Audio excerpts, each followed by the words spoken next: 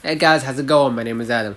How to schedule a message in Telegram when your user or when a user comes online. So first of all, go ahead to your App Store or Google Play.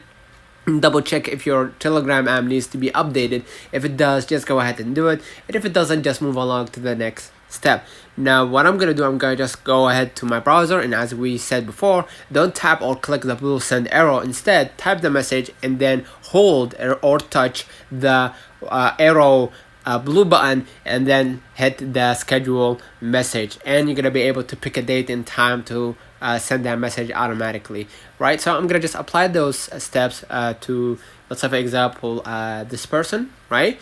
And what I'm gonna do, I'm gonna just type whatever message that I want, and I'm gonna hold right here, and I'm gonna hit schedule message, right? And I'm gonna send today. So as you can see, that person is not it's not a person, actually it's a podcast room.